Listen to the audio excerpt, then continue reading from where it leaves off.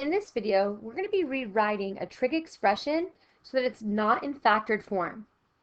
In this specific example, we're going to be writing 1 over 1 plus the sine of x so that it's not in factored form. So here's what we want to do. So we'll first begin by rewriting our problem. And then what we're going to do is we're going to multiply by the conjugate. So we're going to multiply by 1 minus the sine of x to both the denominator and to the numerator.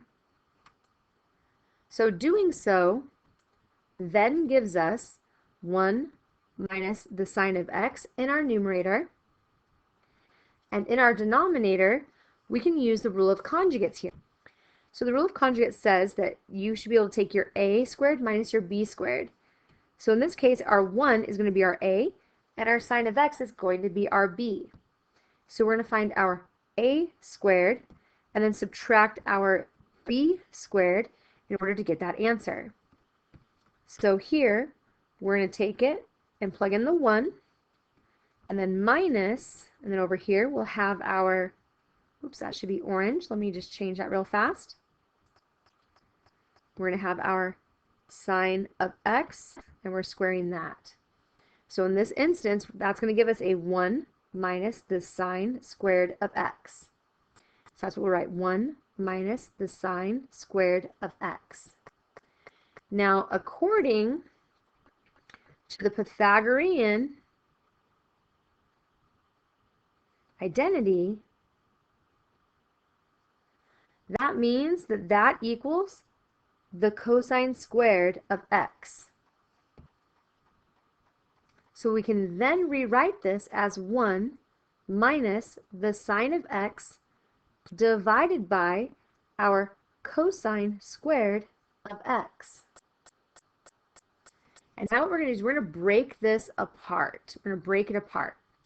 So what we have is 1 over the cosine squared of x minus our sine of x over our cosine squared of x.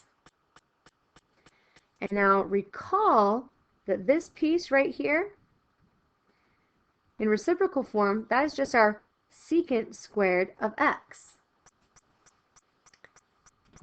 So we now have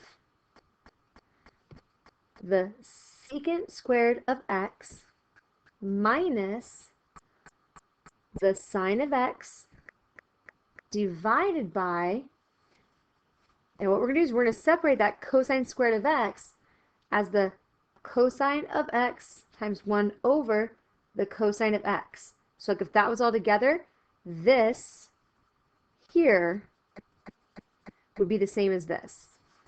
Okay?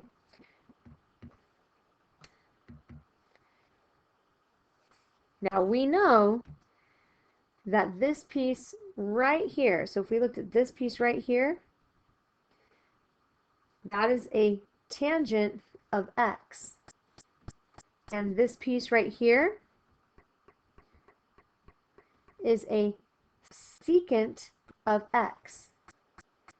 And so we can rewrite our entire answer as the secant squared of x minus the tangent of x times the secant of x.